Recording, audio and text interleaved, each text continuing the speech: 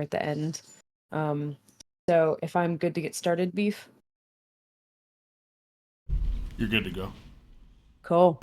All right, everybody. Thanks for showing up. We're incredibly excited to have Volcanelli Westley here with us today, doing a presentation on physical pen testing methodology and kit building.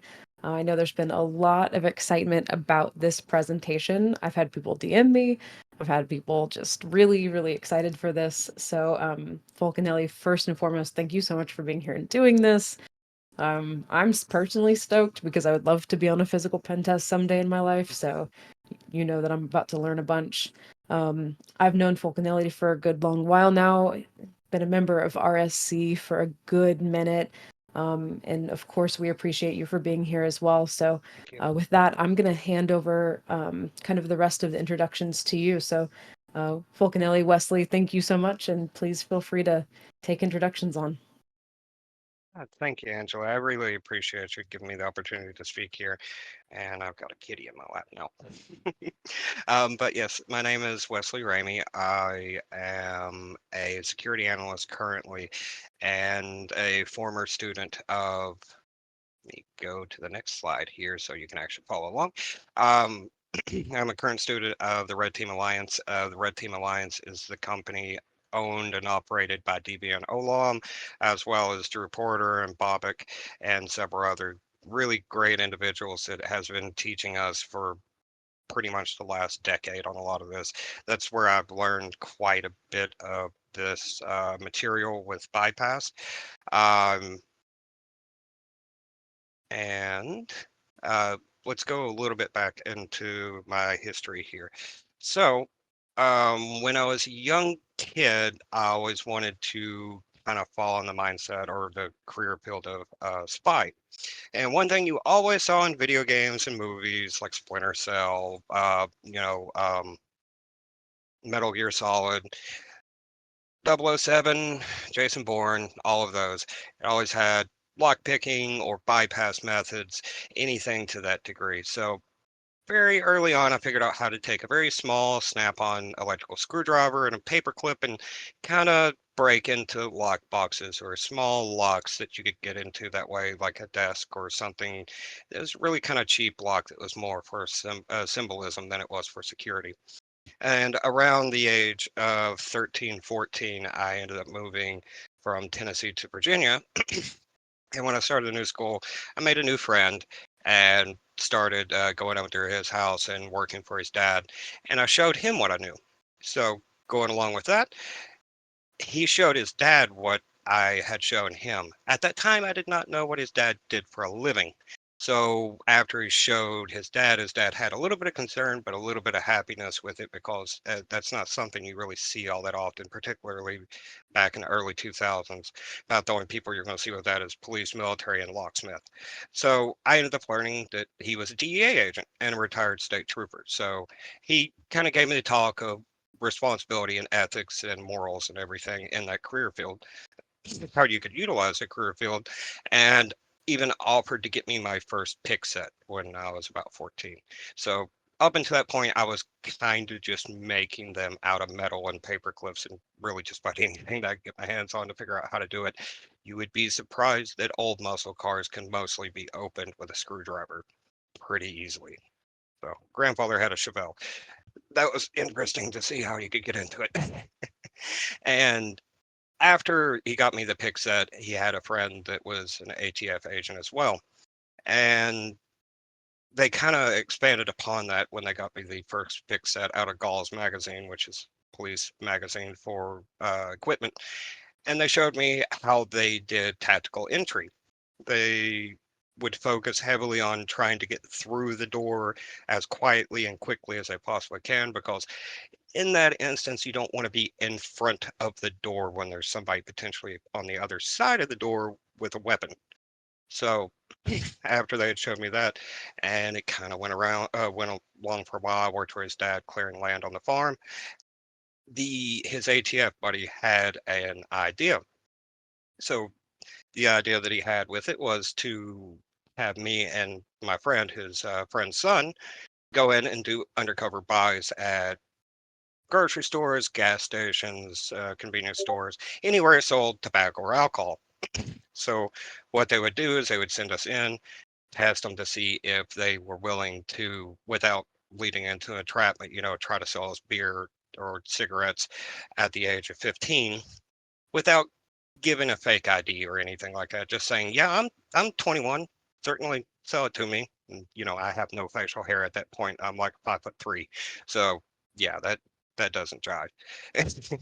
But that was really fun. So that was my first introduction to lock picking and undercover operations for law enforcement. Currently, I'm Red Team Alliance student since 2022, and I do covert tactical instructions with local law enforcement and the marshals as well. So I've taught about close to about a dozen officers how they could actually get into a facility or a building quickly and quietly without disturbing a whole lot of things. That way it's for their safety and being able to do entry to recover a suspect or for the instance of, say, hostage rescue or something to that exchange. Excuse me. And currently, like I said, I'm a security analyst. I use this in my day-to-day operations just to demonstrate where I currently work, which has its own police force there to demonstrate where there's security flaws within the facility so they know roughly what they're up against and what they would need to fix. So, with that, let's get into it. First off and foremost is a legal disclaimer. The only way that you're able to do this type of role is with clear and written permission. Without the clear and written permission, you are breaking the law, and that's not going to be good for your future. It's also not necessarily good to do that to people either, so I would not recommend it. And acting in bad faith, like I said, can result in jail, prison, fines, restitution, ruining your career or life, or difficulty finding employment. It's a really cool job that we get to do this, but you need to make sure that you are following the rules of engagement to scope of work and make sure that you're committing to scope validation. CYA rule is highly encouraged. If you don't know what the CYA rule is, I encourage you to Google that real quick because I'm going to keep this PG and just move on.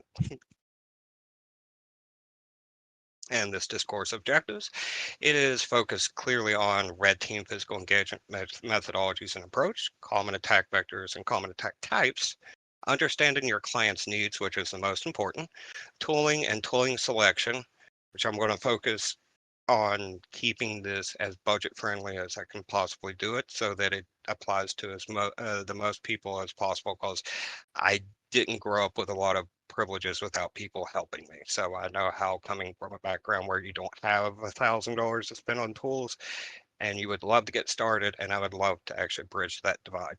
And of course, bypass tools, tactics, and procedures because it's more focused on bypass than it is on picking. Picking is involved, but it's usually the last resort. And the stages of testing. So first stage you're always going to do, if you're thinking in the mindset of a criminal, is you're going to do reconnaissance, or as they would actually say in a more slang term, you're staking out the business. Then once you've moved past that stage, you want to do planning and research. And then after that, execution and testing and documentation and reporting. So depending on your scope of work, depending on the facility you're working with, you'll probably take pictures. You're probably going to want to either keep or remove the metadata from that.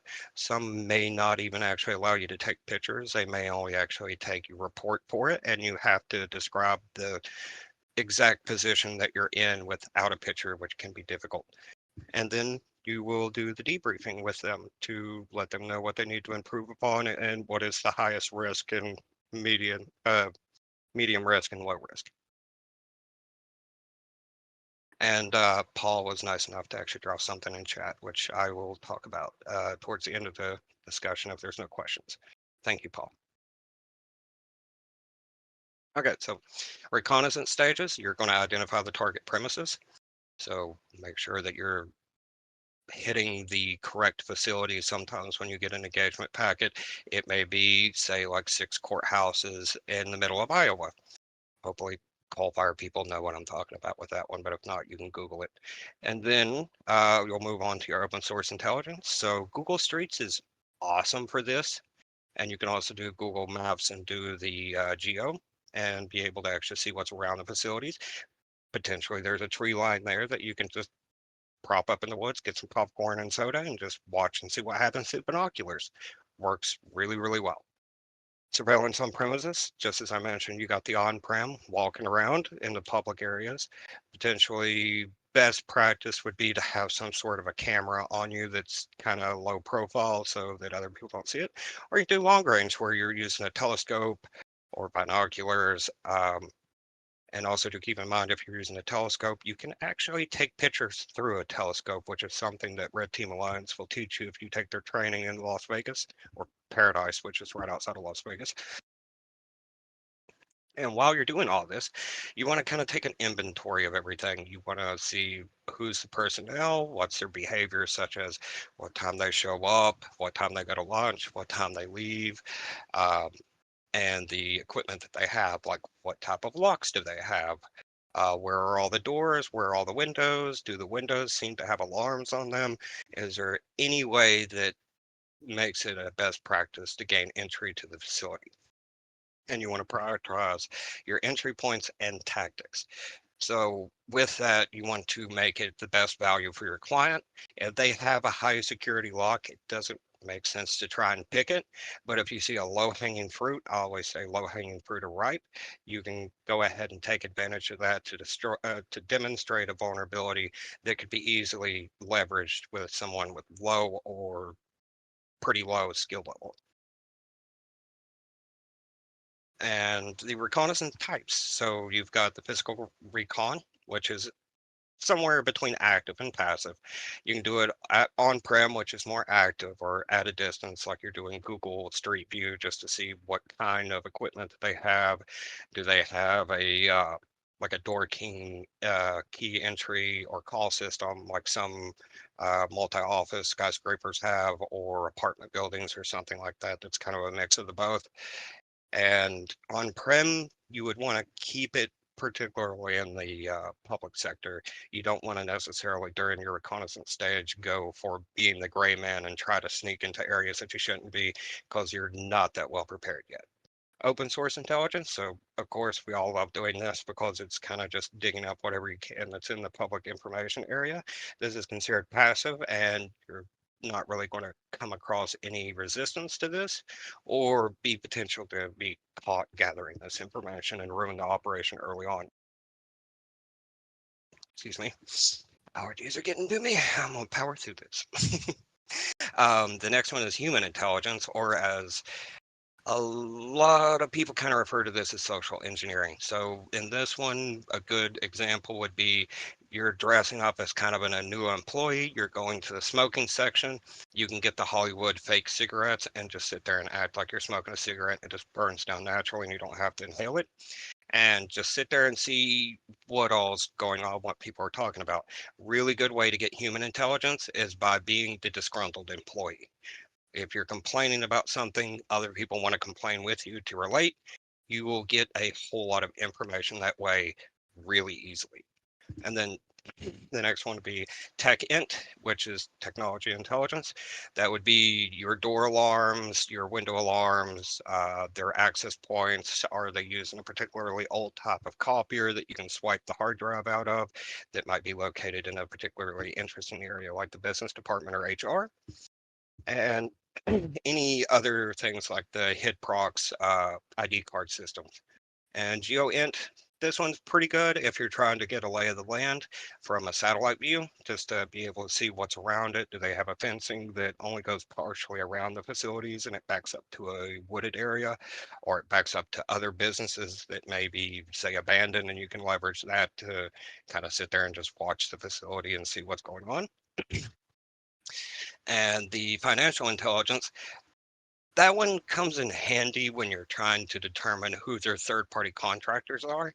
Such as an example, at my current work, you could look up the financial information since it is a charity, and there are two contractors right there that tells you, hey, this person does work for the facility. And you could leverage that to potentially blend in and get access to certain areas that you wouldn't normally be able to get to without somebody questioning you. And what you should be looking for. Military wise, they call this situational awareness. When you're walking into a room, you're kind of scanning the area and you're looking for doors and windows, both internal and external, to kind of try and map it as you go in your head. Security personnel, there's sentries, which with that one, you'll want to make sure that you keep a particular note of when they're doing their rounds to actually make sure the facility is good, because that's something they regularly do, as well as how quickly do they respond to an alarm or something like that, so you have a general idea of how much time you have to escape. Cameras and sensors are really important. Some places might have them only externally, some have them both internal and external. You also have sensors such as motion sensors, thermal sensors, all those type of things, which there are some exploits or vulnerability or bypasses to get around those occasionally. And employees and customers, that way you can kind of map the public area versus private area, and maybe make a backstory saying I was looking for a bathroom and I got lost. That could help you in a pinch if anybody ever asks you what you're doing there. The hours of operation and behavior patterns is a very big one. So you could get their hours of operation offline, but when you know when the employees show up, when the employees take lunch break, how long they take lunch break, when they leave, who's the last person to leave, and the behavior patterns, such as I mentioned before, like when does security do their rounds, just to make sure that the facility is secure and there's nothing bad going on. The next one be high value targets, or HVTs. These are your best targets for that. That might be like the C-level execs, the D-level execs, the IT department, the head of IT, the head of security, any of those, because they're going to have privileged access to several areas that other people do not. So just like if you were doing a digital pen test on the network, you're going to want to look for the creds of the domain administrator so you can gain access to everywhere. And while you're doing all this, keep your eyes out for security faults for entry, or easy points of entry. So that would be doors that are not properly secured, doors that are not, or doors and windows that are not properly installed. Anything in that realm of, uh-oh, kind of need to report this to someone, but we need to show proof that it is vulnerable. All right. So adversary and threat profile, you want to understand the business, like who is most likely going to be the person that attacks them. Is it just, say, like something to do with a financial institution and they're most commonly going to be attacked by a criminal looking to steal money or steal assets? Are they potentially going to be the victim of corporate espionage, and competitor is looking to steal information from them, all the way up to potentially APTs, which would be mostly like DoD contractors, critical infrastructure, and military bases. So understanding who's most likely to attack them is very, very valuable. And then once you identify who is most likely to attack them, you want to kind of profile that type of attacker and model yourself after that, so the client gets their best physical vulnerability test. And you can select your appropriate testing techniques, such as what is most likely going to be the attack method that people are going to do, such as key to lock systems, shipping the door, or lock picking up to something like that if it is appropriate.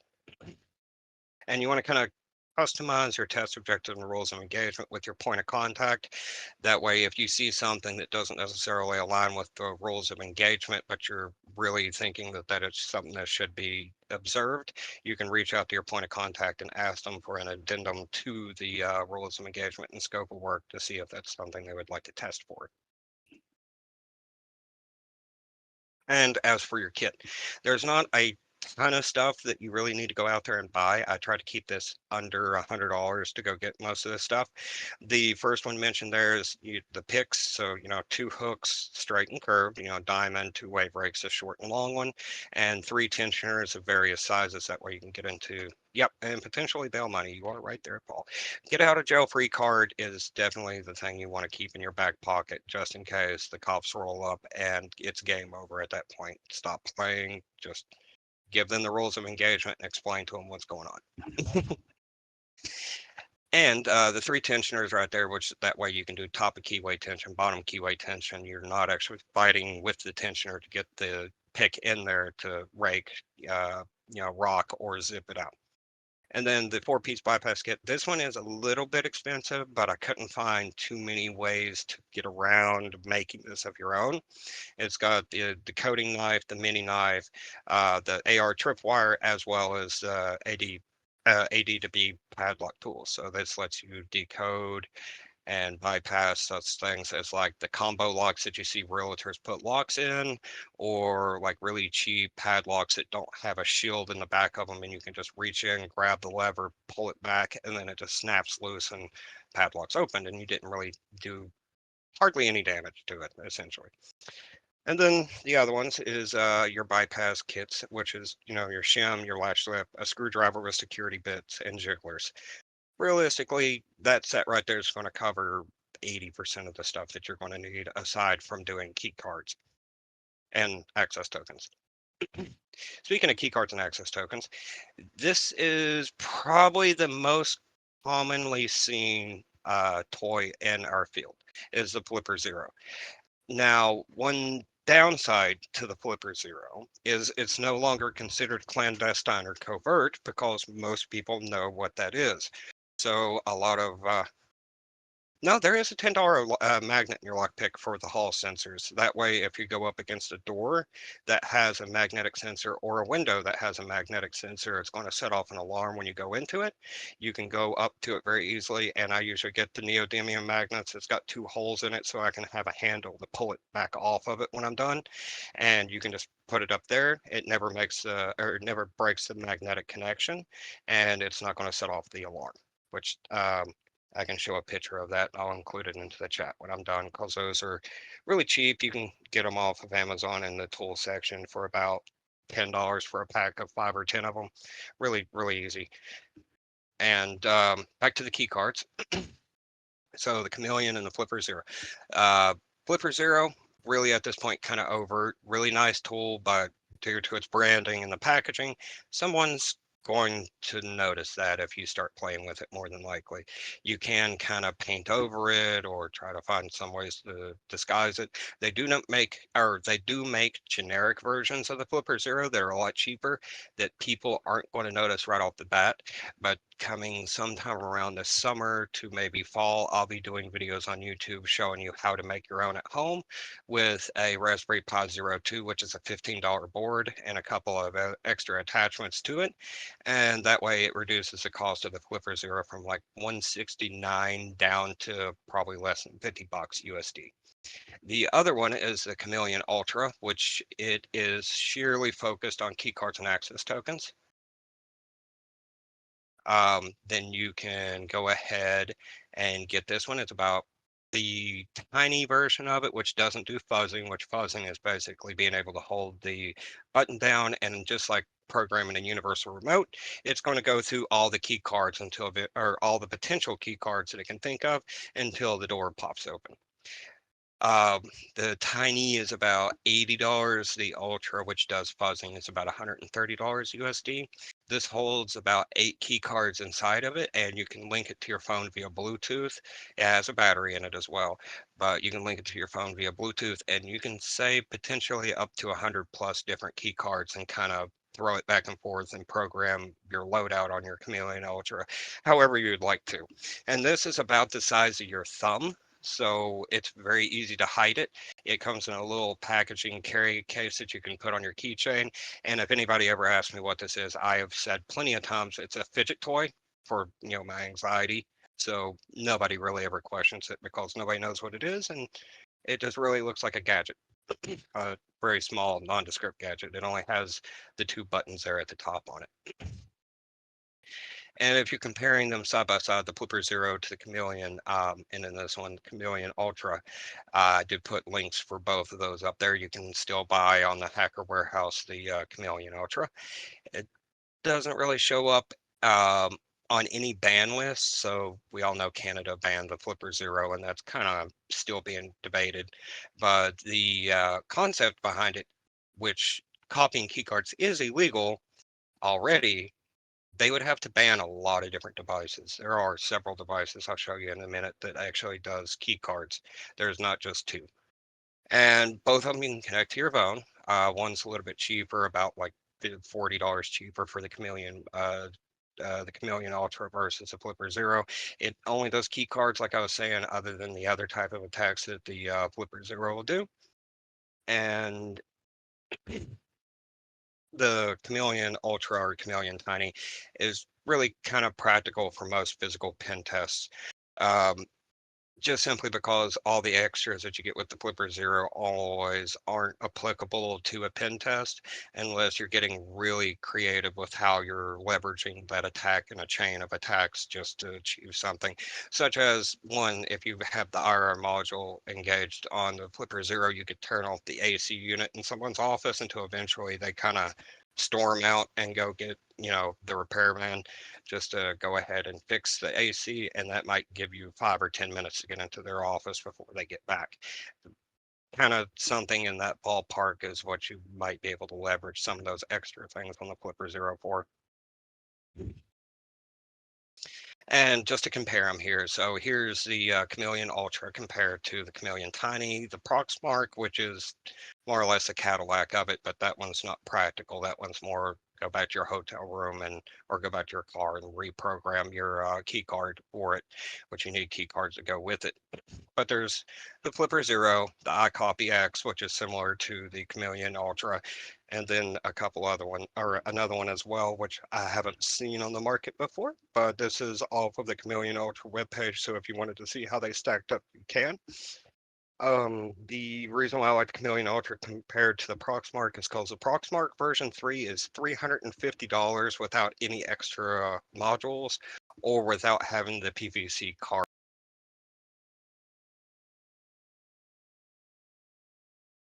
Might be out of the price range of some people that are getting entry into the field. Unless your employer's paying for it, then in that case, I would ask for the Chameleon Ultra and the Proxmark, and hopefully they listen to you.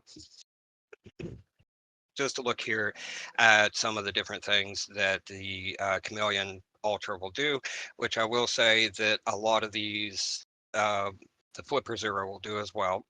But My Fire Classic is something that you see a lot at several of the businesses. That's one of the more popular brands, kind of like Coca-Cola.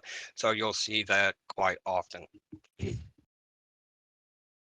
And some underrated things, which this will come back into play this summer or this fall, which, like I was saying, I would show you how to make some of these devices at home for a lot less. This is called an ESP32 key. These are typically the guts of a whole lot of the stuff you have in your IoT collection at home. So it's a small microcontroller. It doesn't really have an operating system on it, but it allows you to remotely control devices, and they cost virtually nothing. The one on the left without all the gadgets is $15, and that's brand name Expressive. I would recommend the Expressive or there's one other one that I can't think of at the moment, but Expressive, and there's one other one. Those are the ones I'd stick with. There's a lot of clones on them on Alibaba or Amazon, but they're really, really fickle when it comes to flashing the firmware and getting it to work correctly. And you're only saving maybe like 7 USD for getting the generic version. I would just skip it and go ahead and get the brand name here. But with these, you can really make the Ponagachi, you can make the Chameleon Ultra. It can do some of the same attacks that the Flipper Zero can. And the one on the right, which is about $35, you can use this as Rubber Ducky, Bash Bunny, a key logger that goes in the middle, so you can plug into the back of it, plug the wired keyboard into the other side of it, has a SD SD card slot on it, so it records everything, and you can either Bluetooth or wirelessly connect to it to be able to see in real time what they're typing, and you're not really going to have AD or AV or EDR or anything like that pick that up, because that's a in the middle kind of hardware attack that it's not going to be able to detect. All right. And a few learning aids that you can go with here if you wanted to start picking up how to do lock picking and kind of bypassing. Particularly, this part is about lock picking more so than bypassing, just so you get an idea of how you can do bypassing, but eventually progress into more difficult security locks. Because there exists pins in security locks, like spooler pins, threaded or spooler pins, and I can't think of the other names of them right now, but there's about 12 different types of pins that you can put into a lock cylinder to make it where you can't rake it, you can't zip it, you can't bump it. You have to pick it, and it takes a large degree of skill, because when you go to pick those security pins, it's going to start turning back the direction towards you, like it's wanting to lock itself back, but you have to learn to give it just enough tension so it goes all the way back and sets, and then it goes ahead and lets you continue on to the next binding pin so you can pick it. The first one's the one that I picked up first because I got it with my kit when I went to the Red Team Alliance training. It has 6 different key and key cylinders for you to practice on, starting with 1 pin going up to 6 pin. The 5 pin has 1 security pin in it, and the 6 pin has 2 security pins in it, which is where you are going to get a dead stop and have to learn how to pick that. Typically, those in the field, once you get to like security pin doors that requires a specialty degree of picking, 99 out of 100 times you're not going to go that way. You're going to try and just find another way in, because that's not easy. You're going to get caught, and it doesn't bring a whole lot of value to the client to show like, hey, somebody that's really, really good at picking that could win, or place in a competition can pick this. They might fail to understand how that's valuable or what they have to do to fix that, because there's not much more you can do beyond that to make it more difficult. And on that subject of lockpicking versus bypass tactics, bypass is going to be your most commonly used type of attack, because that's what criminals are going to do. They're looking for quick, easy, doesn't take a lot of time. They don't have to spend a lot of money buying stuff to practice and get the concept of how to actually do high level picking to get into a place. They want it quick and easy because they don't want to get caught. They want to get in, get what they're coming after, and get out before the cops show up. So you kind of want to follow with that mindset according to what their threat profile and their adversarial profile is.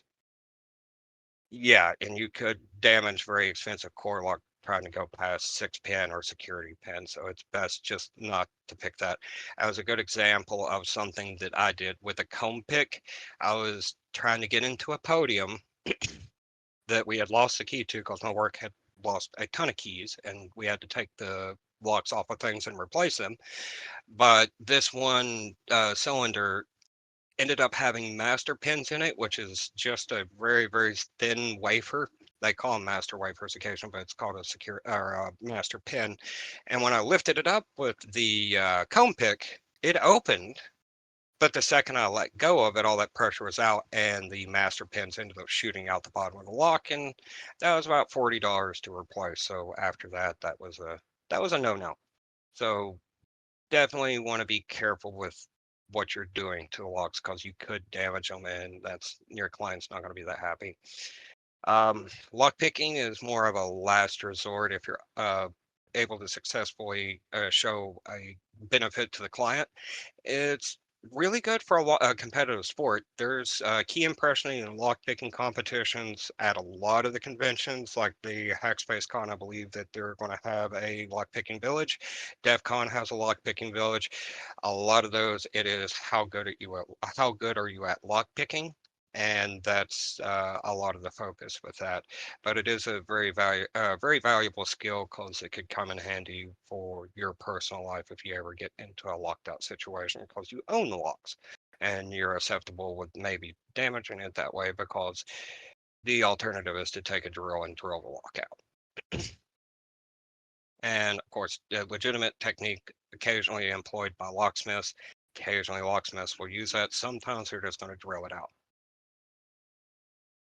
Hold on just a second, reading the chat. Would a Ponagachi be a useful tool for someone looking into this sort of work, or is it more of a fun gadget to have? It can be a little bit of both.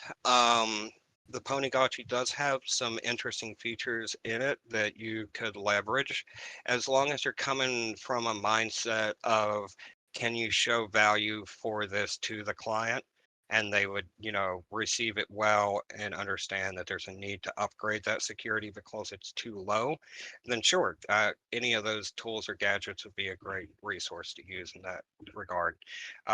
Usually you don't see as much with the Ponagachi as you do with the Flipper Zero, because they tried to package so many things into the Flipper Zero, and the Flipper Zero does allow for open source modding, so you can kind of package everything into one device and tool.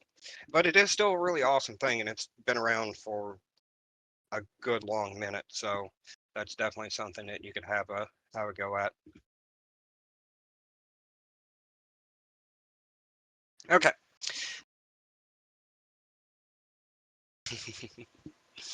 Awesome. I look forward to that ping. And what to expect: raking, rocking, and zipping. These are the three types of bypass methods that you'll use with a lockpick. The raking is just taking the wave rake or the city rake, which is, it looks like a key on one side with just a bunch of jagged edges. It doesn't look like a wave. You're just putting tension on the tensioner and just running that back and forth until you feel it give and the door unlocks. I have used that and rocking more than I've done lock picking in any instance, just because it's way easier, saves a lot of time.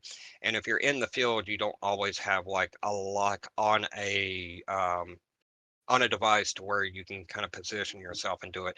No, there's going to be a lock right next to a wall, and you're going to have to stand at a really crooked angle and have your elbow really high in the air, and you're going to be trying to do various things, and it's kind of clunky with how you're actually having to position your body. So yeah, raking and rocking are going to be your two biggest ones to get into it. Zipping is also another great one. If you've ever seen Magnalia Visual's videos, he is a master at zipping, to the point where he kind of makes a joke at it, to where he'll just take the diamond pick, put a little bit of tension in it, literally look like he's stabbing the lock, and it pops open on the first try. I'm sure there's a little bit of video magic there occasionally, but yeah, he's exceptionally good at that. I do believe that he has a military background that utilizes that as well. All three of the aforementioned ones are a form of bypass that works on the basis of a random attack pattern. So if you think about 5 pins and the wave is going in there, it's just bouncing the pins up and down in it. So by just doing that over and over and over again, it's like trying to brute force a password. And there's not a lot of different combinations of the password that can be in there. So your chances of doing that are very high if it doesn't have any sort of countermeasures like security bidding.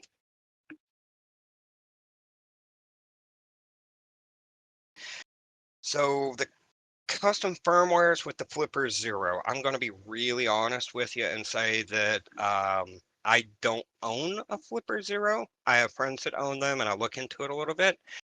John would be a really good resource there in the chat to ask him, so that you can get an idea. But I know that that scene has blown up massively with the different firmwares and mods that you can put onto the Flipper Zero to do a wide array of different attacks and mischievous little things if you're wanting to play a prank on your friend or something. Um, is there a way to tell wafer lock? I have locked up on some demonstrations. So wafer locks, if you're not seeing any branding or personal information on it, if you look into the lock cylinder, which you might be able to turn the flash on your phone or the light and kind of zoom in on your camera and look at it, you're not going to see pins on the top. You'll see what looks like little washers inside of the lock as well. And that's a dead giveaway that it's not a pinned lock, it's a wafer lock, because they basically use little wafers that have cut cutouts in the center of them. And that's where the term wafer actually comes from with it. It's essentially just, yeah, a brass washer or stainless steel washer that they've cut out. So you can use the light and zoom on your camera, kind of like a microscope, to be able to see inside of it to tell what it is. If you can't see what the branding is, a lot of times, if it's a brand name lock, they'll have some sort of branding on it. But if it's something like, say, a podium or some sort of a small lock that goes to a desk, chances are, yeah, it may not have it on it, but you'll see wafer locks a lot on like key lock boxes, desks, um, any sort of like cubicle furniture, that sort of thing. Some padlocks. It's usually a very low security lock, and wafer locks are really easy to bypass to the point where you can use a paper clip to kind of rake them and it'll just pop right open real quick. And as I mentioned before, SPP, which stands for single pin picking, does work, but it's often a last resort due to the value brought to the client and its vulnerability level being low. Does not work on security locks or sometimes specific types of locks. It's great to demonstrate a need for improving the security posture of access controlled areas if you're able to do the bypassing, because again, that's a low skill level. And like I was saying earlier, a low hanging fruit or ripe, meaning that's going to be the fruit that everyone goes for, and it is very prone to being exploited if anybody wanted to. All this stuff is on YouTube, and there is probably about a dozen, 2 dozen people total that will go through all of this.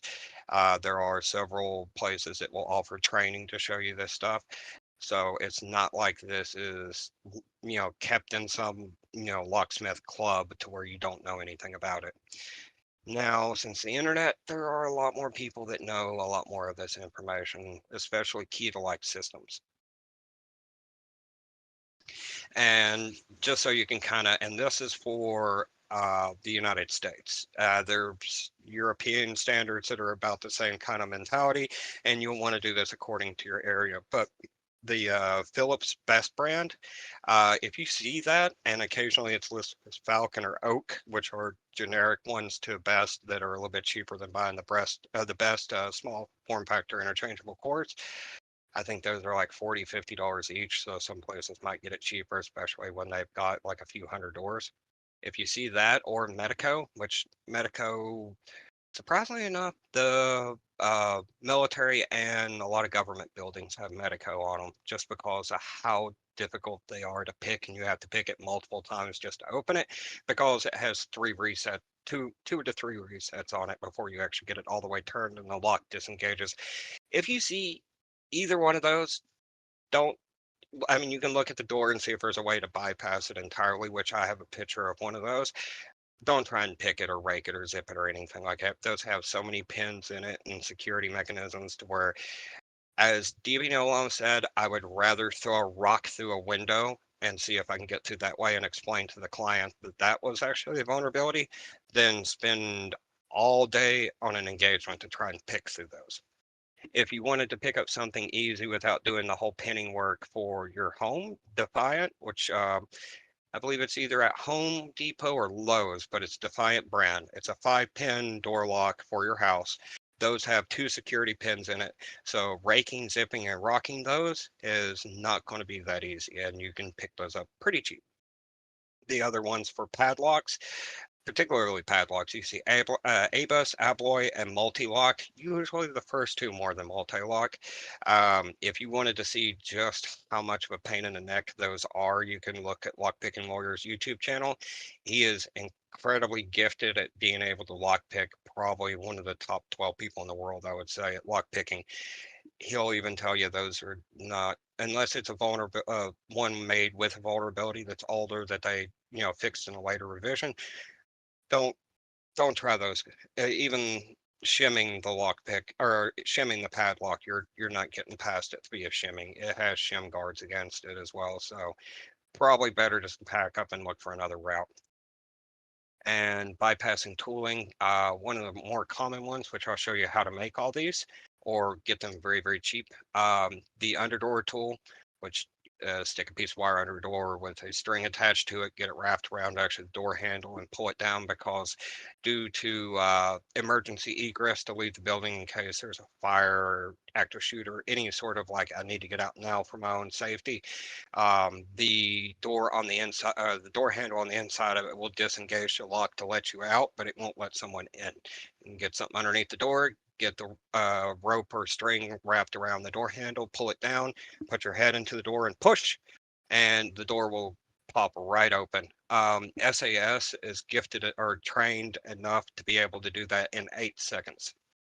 And the other ones are shims. There's door shim and padlock shims, which I included links for those right there if you wanted to buy them. Those can be made as well, so you can feel free to buy them, but keep in mind shims and jigglers and lockpicks are all consumable items. So eventually over time, they're going to wear out and you'll have to replace them. So don't feel like I'm being rough with my tools as much as it is. That's a natural process. So don't beat yourself up. Latch slipping tool, which also is called a traveler hook. Those are actually used in sewing and a lot of industrial applications for the loom. They're also used in automotive and a whole lot of other areas, but it's essentially a way to take a hook, grab the back side of the latch, pull, and as soon as you do, the latch is disengaged and you can get right in.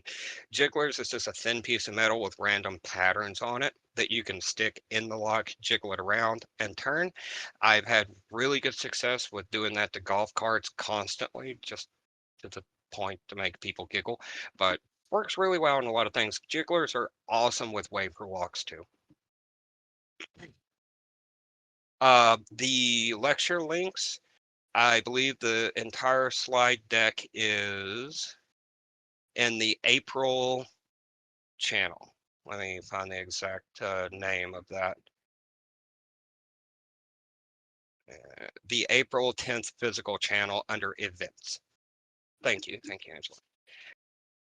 And jigglers also as well, if you get a file and a hacksaw and you get feeler gauges from an automotive store, you can just straight make that, as well as the latch slip. You can use a file, a hacksaw, and feeler gauges and just make those yourself.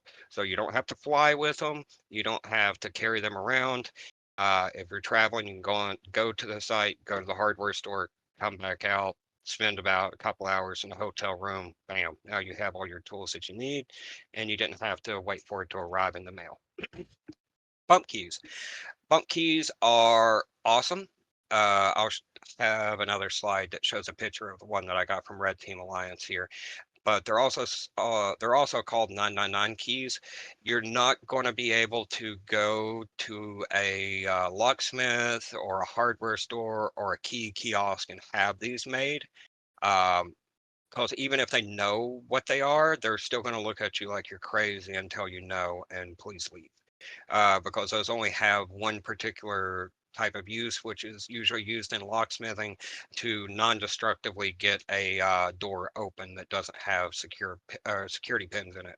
Because a pump key has the max bitting depth to it, which means it has it filed all the way down to the last bitting depth, and it just breaks back and forth just like a wave rake or a city rake to bypass the lock itself and open the door. Sometimes being shoved in once, other times being slightly pulled out and using a rubber mallet to kind of knock it in back and forth, just like the motion you would do when you're wave breaking a lock. And your more common ones with North America that you'll probably do is Sledge. I can never pronounce the name of the brand, and Quickset. Both of them are your most common types of low security locks that you'll see around that don't have security measures in them. They also sell that patent to a lot of other brands as well. So you will see that constantly, in the way that you can kind of tell what brand it is either by taking a picture of the keyway, and you can do reverse image search and see what the keyway brand goes to, or if you can see the key that goes into it and just watch until someone uses the key, the bow of a key will identify who makes it as well. So the top part of it where you grab with your thumb and forefinger to actually turn it, those bows are unique to every key manufacturer. And I included links in there as well, so that if you wanted to go out there and purchase the super bump key or just the super bump key for the quick set or the Schley, you can purchase both. I appreciate that, Paul. I look forward to that. And living off the land bypass edition. So this is where we're getting into the section of making your own tools, and that way you don't have to actually spend a lot of money to actually do this. So shims for doors can be made out of plastic bottles, packaging, PVC cards, or carding the door, as some people may have said before or saw it in movies. Padlock shims can be made out of metal soft drink cans with scissors, which I made some of those. Just be very careful when you're cutting any of this stuff. Very small, narrow edges, you can slice yourself open real well. So I would probably recommend having like workshop gloves that are fabric. That way it protects you a little bit. Latch sip tools are sold in automotive stores, just like I was mentioning. I'll show you a picture of one here in a second. Underdoor tools can be made with fairly soft, malleable steel wire and a string. When you buy them from the store, it's usually really hardened wire, but the problem you run into trying to emulate it a 1-for-1, when you go to the store, they only sell you a 4-foot section of like steel wire that's hardened. So you would have to go to a machine shop, a welding shop, or like a steel and aluminum manufacturing company that sells to welders and people that make fences. And you would have to buy usually like $100 worth just to get that. But if you use a softer malleable metal like they use to wire up chain link fences, that works just as fine too. Just realize that you're going to have to alter your technique a little bit with the underdoor tool to kind of run the cable up towards the latch of the door after you get it lassoed around it, and then pull down to get the handle to move, which works fine. It just bends a little bit more than what normally would if with a proper made one. Um, and of course, bump keys can be made with a file and just going and getting blanks from the hardware store, because the blanks from a hardware store are all master keyways. Instead of them having 20 different keyway keys for Schley, Quick, Best, and all that, they make just master keyways that fit into all of them, so that they only need one key to sell you, so you can kind of get around it. And thin metal can be used in a whole lot of different ways, like latch slipping, shimming, several different tools, and using your imagination will serve you very well. And this one is the underdoor tool that I have. So I've got a 50-pound Kevlar, like 0.5 millimeter cable right there. I like the Kevlar just because it's a lot harder to burn out, but the wire is going to get burned out, particularly if you're kind of snaking it up the side of the door where the latch is at. And this is really just made out of the exact same type of metal that you would see on a chain link fence. And here is where I just took a plastic pop bottle and cut it up. And that literally works the same as the shims that you see online that they try to sell you a 3-pack for like 10, 20 bucks. So you don't necessarily need to buy it. Pop can, you can cut those into a padlock shim. And I did, under the resource tab at the very end of the slide, I included a guide on how to do that, so you can try and be careful and not cut your fingers up while you're doing this. But I love those, especially because either padlock shim, the purchased one or made one, they're going to wear out really quickly and you're just going to have to throw them away. At least with this one, it's cheap, you didn't spend any money on it, and those are a lot thinner of metal, so they wear out quicker, but they're also a lot easier to get into the padlock to bypass it. And the traveler's hooks that you see a lot of people sell, if you go to a hardware store, these right here do the exact same thing. They're just a mini pick and hook set, so you don't necessarily need to spend $5 to $10 on getting a traveler hook from whomever. These were, I think, like $3 or $4 at Harbor Freight. So really not that hard to pick up and go with. Um, and small lock bypass, like you were saying, with wafer locks or, locks you typically see for like a key lock box or a desk or something like that. And this is where I started as a kid, particularly with like a fire safe box. You can pick a lot of those with just a paper clip. They really are just symbolic, and they keep honest people honest. But if you find a small paper clip that you can get in there and you just barely bend the tip of it up. I bent just a little bit too much on this one, but anywhere between that and maybe a millimeter high is good enough. And especially if you find the brass paper clips, which is what this is, it has a lot more tension to it, so you don't have to worry about it bending to pieces while you're raking. This is a bump key. This is actually the super bump, and there is a little small rubber mallet underneath of it, and that is what you would use for just bumping it. Not necessarily or not necessarily, you know, nonchalant, that people aren't going to notice that you're doing something weird. But if you have the ability to be unsupervised for just a little bit, and you don't have a wave rake or anything, you can get in there pretty easily doing that. And you don't have to take the hammer with you, even though that's not going to look suspicious in your pocket. And the key can be on your keychain. You can basically just kind of use the back of your phone and just slightly tap it as you're going back and forth. And then that way, if anybody does stop you and asks you to empty your pocket, it doesn't look like you have anything suspicious on you. Jigglers, and I love these because and the cone pick in there as well. These work for wafer locks, warded locks, and a lot of like really simple locks like you would see on elevators and some other access areas like the instrument panel for door systems like door keying, everything else like that, like you usually do the room call to be let in. Those you just stick it in, jiggle it back and forth, move it around, and eventually it's going to pop open. And here's an interesting one. So keys in open site. Some people, whenever they get really excited having a new apartment, condo, whatever, they will take a picture of the key. T-Pain did this. And Heath Adams did a really good thing on this one where he was showing that he got a key to his newly designed house. This is a very bad idea and puts you in danger. Like Ralphie says right here, I'm in danger. Please don't do this. Um, there are apps that you can get on the phone, so you can basically take that to take a picture. It will tell you the bidding code of the key. So you can go from there and either make your own key or just go into a hardware store to where it has someone behind the desk instead of a machine and tell them, say, hey, I lost a key. I know it's this type. I know the bidding code, but I don't have the key with me. Can you make it? And you might be able to social engineer your way into it because if you know the bidding code and the key type and you have the cutting machine, you can cut an exact copy of that machine or key. And here's some of the apps that you can use for that. Key to Code, Snap to Code, and Insta to Code. They're all a lot alike, but all those apps will work just fine with actually taking a picture of the key and it will tell you the bidding code so you can go back and make a copy of the key.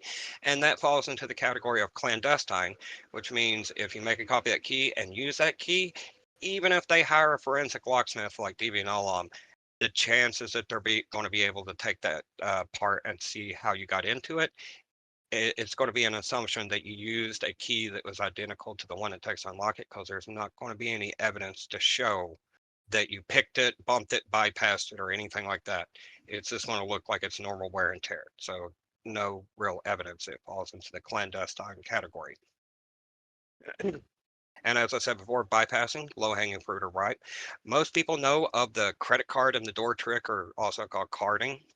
But not everyone know or watches the same movies and shows that we did. Even few know of some other texts like default codes left in the door or key code systems. So you'll see a simplex system that has buttons on it. If you look it up, there is a default code that those ship with. And sometimes people just don't really actually change it at all. So you're able to try that and just open the door. And if they left the default code on it, that's a finding, that's a vulnerability that needs to be taken into consideration, and the hardware person needs to go ahead and change that code immediately because that's things that you can look up online, anybody has access to. um, and again, rarely anybody takes into consideration a key can be decoded by sight and cut somewhere else with minimal tools. The Lishi key cutter is $30 or less. And if you get good with that, you can just cut a key on site and get straight into the building without even needing to go back and do any research or have any other specialized tooling. Just a key blank, that $30 tool, and the app on your phone, and you'll be in the room in probably less than 20 minutes. Um, yeah, if somebody can take a picture of the key, it is game over because you were able to actually see that. The types of enemies of physical security. I realize we probably are going to run over a little bit. I do apologize about that. If you need to leave, the recording will be up, and Beef will have it on his website or YouTube.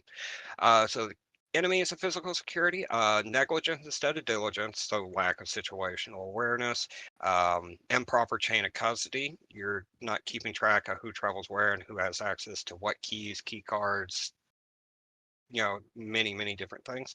Ignorance of attack vectors. You don't know what you don't know, but of course, it always does great, particularly in this field, to always do your research and stay up to date. Poor craftsmanship of access control structures, doors, windows, improperly installed equipment, which I'll show you some pictures of here in just a second. Age of structures and equipment. You will see this very much on the East Coast because several of the buildings they try to keep, they usually have a historic society that says you have to keep it this way. And a lot of the facades, like the doors and windows, they keep the same just so it has the old appearance. That is very bad for security. Very bad. And then the convenience of egress and ingress, which is coming and going, propping doors open, left unlocked, etc.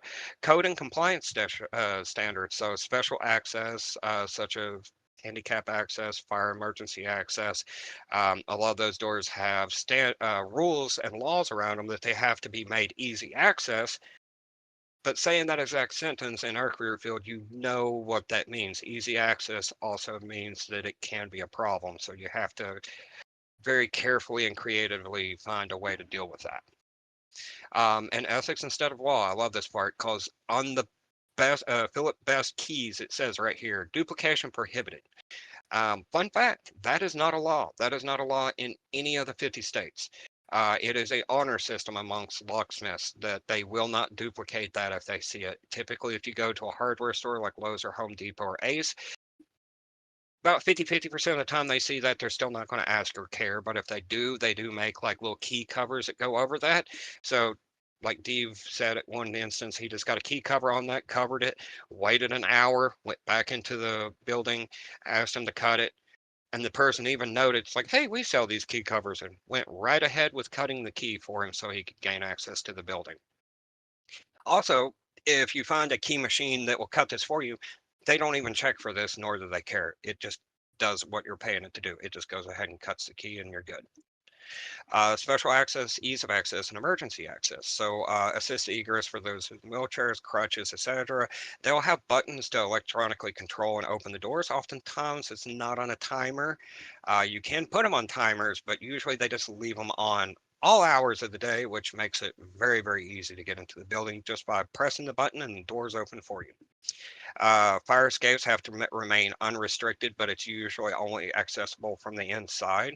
So there are tools to where you can kind of touch the bar. If it's a capacitance bar, it is made for easy access, so you don't have to press on it that hard, or sometimes it has to be depressed the whole way and you can go ahead and actually get a piece of wire in there, do that and pop it open.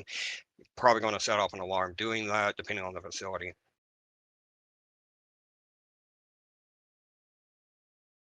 Gotcha.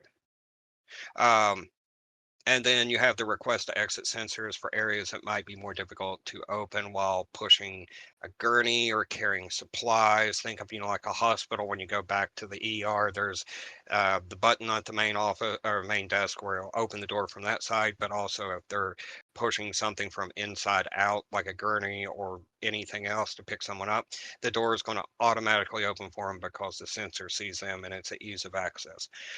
Crash bar doors with capacitance, which basically means if somebody, they don't have a lot of arm strength and they just have to touch the bar to get it to unlock, that has electricity going through it and it can tell when the electricity is broken via the touch from your hand. It's not going to zap you. It can just tell that you're touching it, and it opens a whole lot easier for people that are less capable of pressing down real hard on the bar to get it to open. You'll usually see this silver bar going across the door, and you see that a lot on main entrances like glass doors as well. And you can just get a piece of wire in there and actually touch that and immediately it'll open. That's a very common method for first responders to get into the building. And key to lacking default codes plus master codes. This is a scary thing because there are a ton. There is probably about between heavy machinery and doors, locks, and everything. There's probably about 100 different keys out there, but mostly about 20 of them is the ones that keep getting reused for everything, like the CH751 or the A389. The CH751 is almost always the key that you're going to use to get through wafer locks. You can find these just about anywhere. Um, they oftentimes come with a whole lot of different things, but you can just buy them online as well. You can buy about 10 of them online for a little bit over $10, and you can just give all your friends one really easy too. You can buy even whole key rings that have the most common key-to-like systems on it, and just put that on your key thing, or cycle it out with what you're actually needing after you've done your reconnaissance.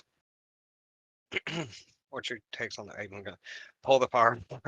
I can easily see arguments that this causes harm to legitimate business and even worse, waste time for first responders, but potentially allows many bypassing a physical pen test. I emergency door lock left people. Yeah, it's the common protocol that when an emergency sounds, all doors become unlocked, even if they're mainly locked.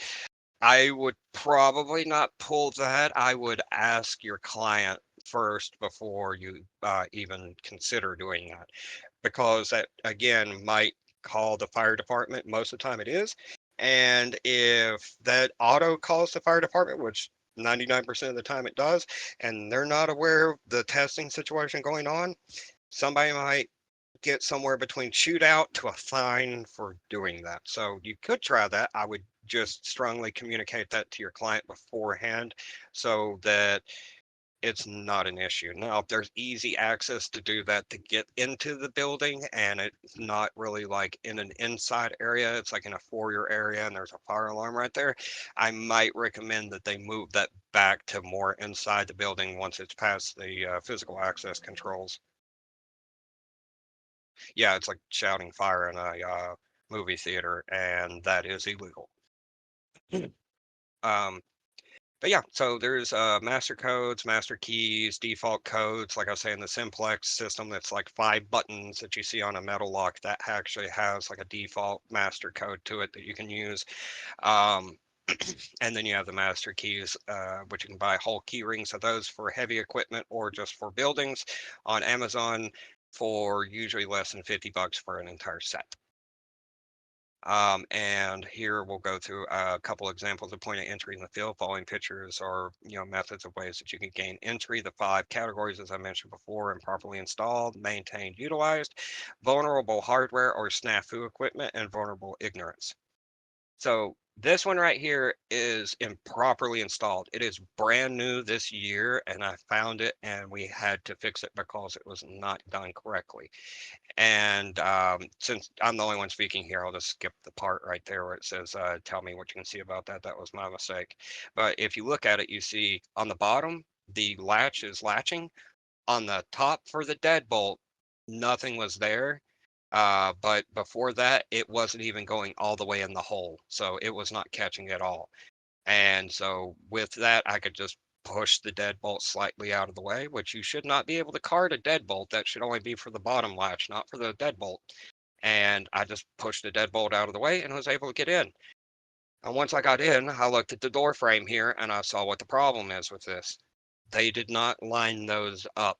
And you can see where the bottom one is just scraping the daylights out of it. So it's just not even actually working.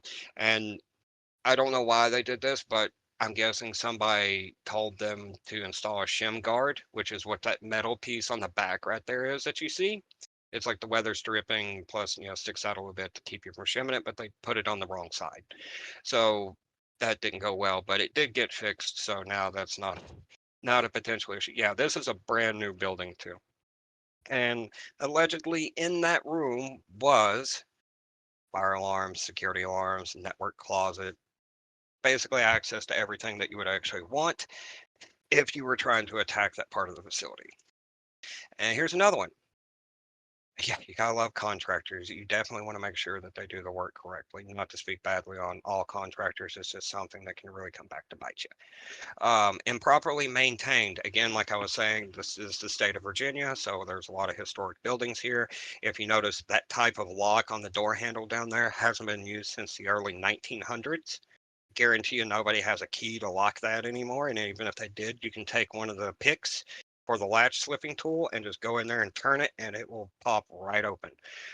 That's something you might see in the video game Thief, like that type of lock. That's how old it is. It's over 100 years. But they also have the little the latch there on the top of it. The latch was not latched. The door was shut, but it wasn't locked. And if you look at that, that's an exit door that goes right into the building. So all you have to do is just step up that, go straight through the door, and then you are right inside of the facility, and you probably wouldn't have had any resistance because a lot of times the outside might be locked, but the inside is probably not. And here's another one, improperly utilized. Convenience creates a way. You'll see people prop doors open to go outside and smoke all the time. They might even do what I call the Watergate, because this is how they got caught during Watergate. They took clear packing tape and taped the spring mechanism so the latch wouldn't pop out and go into the door.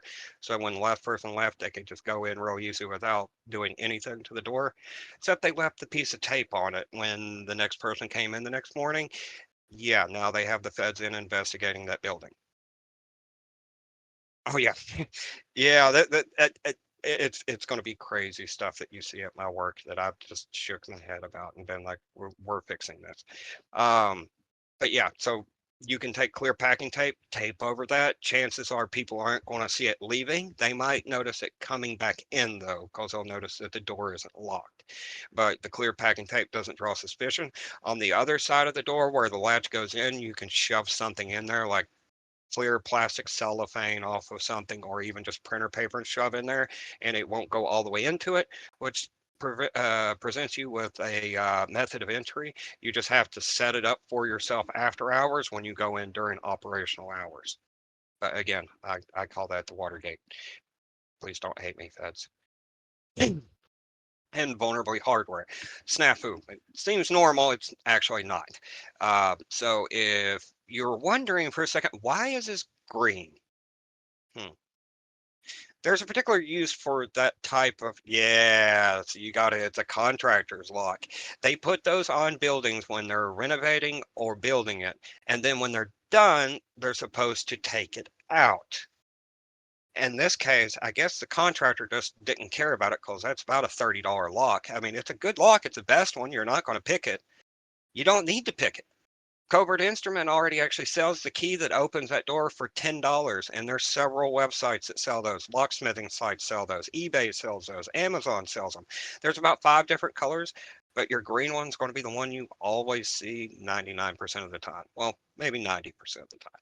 But for $10, I have easy access to that building.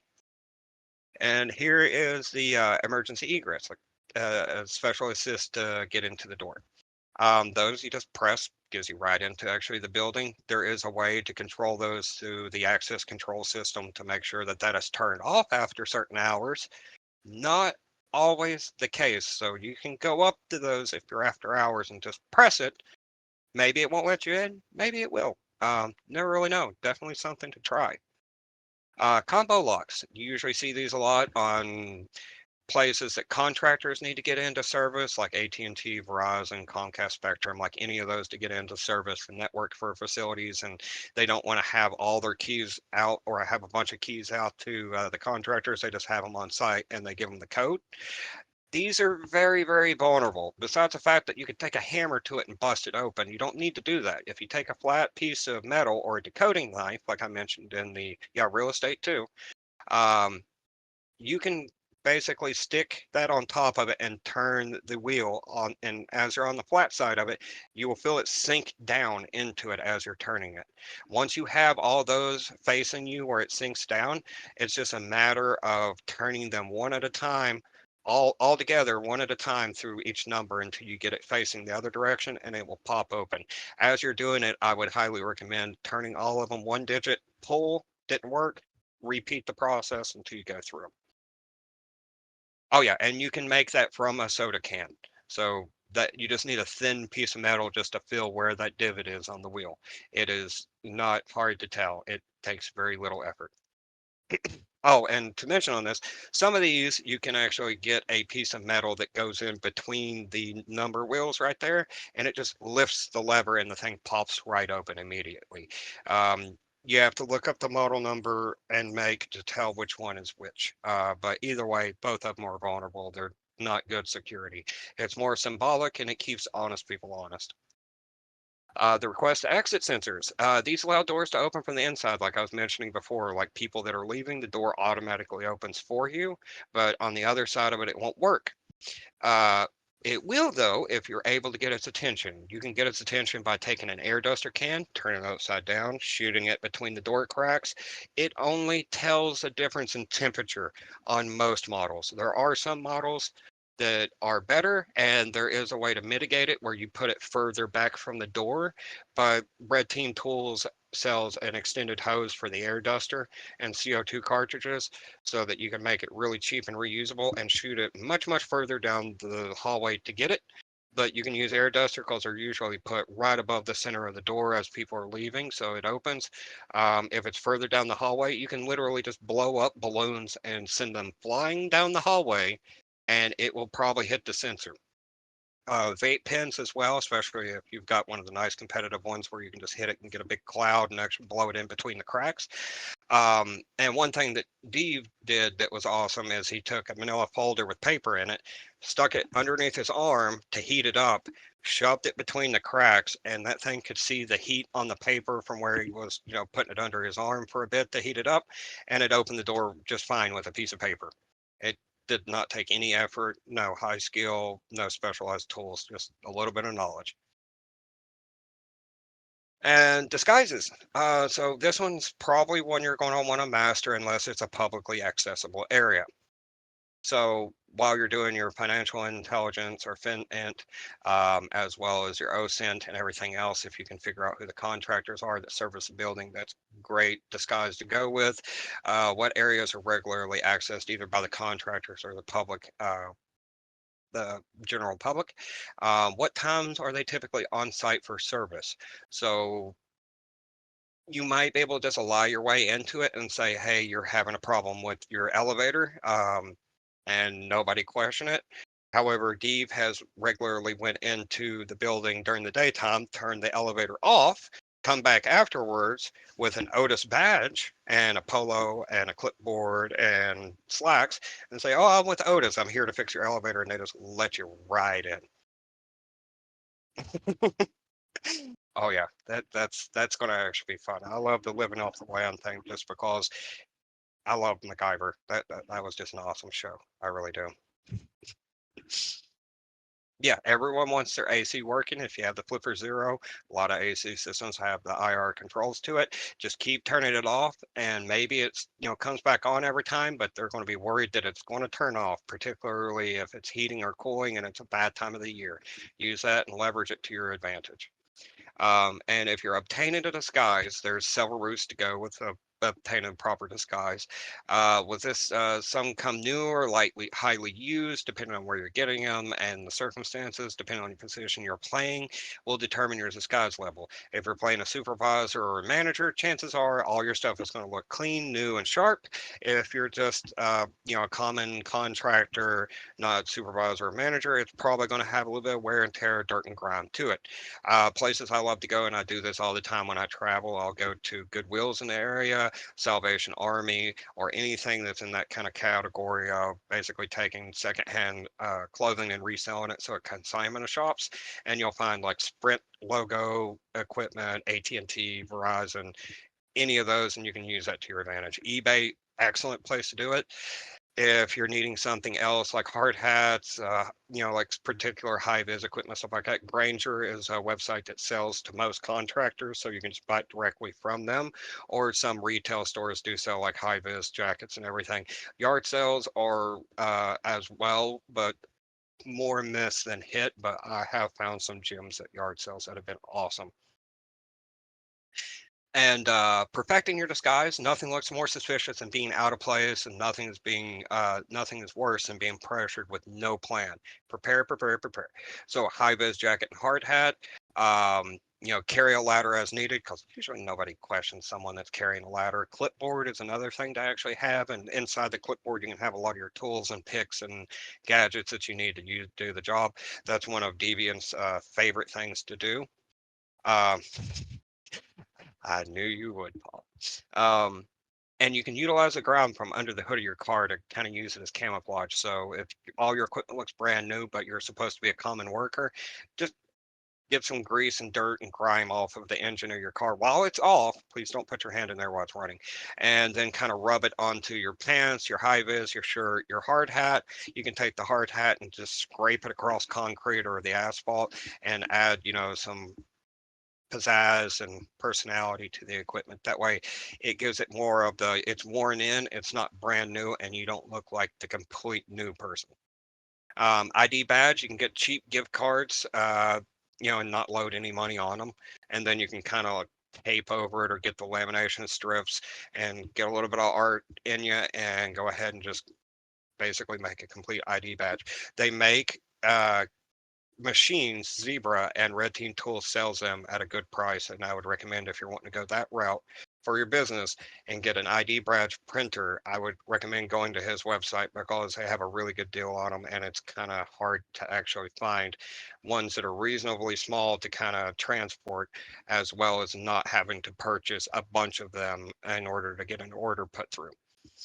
Have a cover story and have an exit plan. Most important, be prepared for something to happen, someone to stop you, somebody to wonder what you're doing, and kind of make your plan go along with the situation so that everything lines up. People can tell when something is off. They can kind of tell when you're not being truthful with the way your body language is. So you might want to practice with your companion or your team just to make sure you've got it down pat pretty well whenever you're pressed for a situation.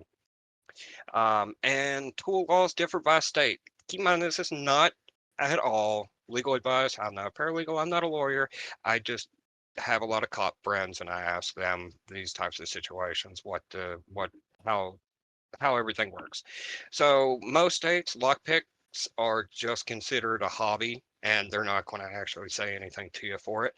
Having a Slim Jim kit, or what is used to get into a car when you lock your keys out, which a lot of times now it's just a Slim Jim, or not the Slim Jim, it's a wire with an airbag. Those are typically more frowned upon, but it's not going to be often in an engagement that you have to break into someone's car and steal something for the engagement. Um, but it's highly advised that you go ahead and read up on that, or just straight out call the police department, tell them what you're doing, and or show up and show them and ask what's the boundaries of this. And I usually recommend people bring them into the loop, or at least a higher ranking officer into the loop, so that if it does go sideways and whoever's on patrol does notice you, it doesn't go off the rails and you're in a court type of setting and it doesn't go well. As a good example, lockpick in Virginia, they are okay, but it's a gray area. So if you're caught in a compromising position, such as you're trying to pick, rake, bump, or whatever, open a door, that can be considered burglary tools and they can place you under arrest right then. But they have to articulate that you were under suspicious circumstances. It can't just be in your pocket. You have to be caught in the act of doing something. Honorable mentions for bypass tools and techniques.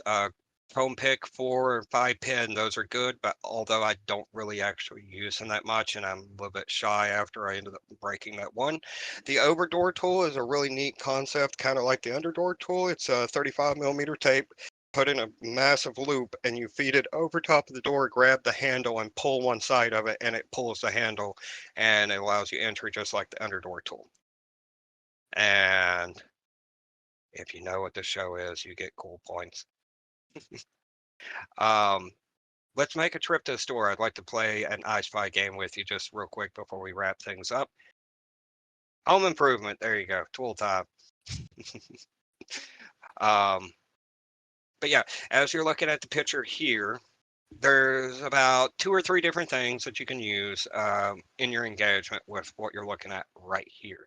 And what you see is you see some spools of different gauge wire on the bottom, and right there in the middle you see where it says wire, and that's a lot thinner gauge, kind of like guitar wire or picture a hanging wire, that sort of thing, which can be used as a latch lifting tool. And the bottom part of it right here, that's what my under door tool is used with. I mean, it's bendable with your hands, so it's fairly kind of malleable, not necessarily as strong as the other one, but that does work in a pinch, and you get a pretty good size roll of it, as you see right there for, $9 to $15. Not really that expensive. If you need something with a lot more tension to it, they do sell steel rods that also a lot harder to actually bend with your hands. You can get a pair of pliers and you can use that to get like a J tool or crash board tool or anything like that to hit the door handle and open it from the other side, kind of like EMS does and firefighters. Feeler gauges, those are awesome for shims because they come in, you get an entire pack of them that come in various different sizes, and you can make a lot of different things with them. So you can make lock picks, you can make, and oh, John Andret's tool here. You can make latch slipping tools. You can make traveler hooks out of these. It's the exact same size, but I would, I've got to help my friend here and, recommend that you get them from Pop That Door. Mine should honestly, hopefully be here soon.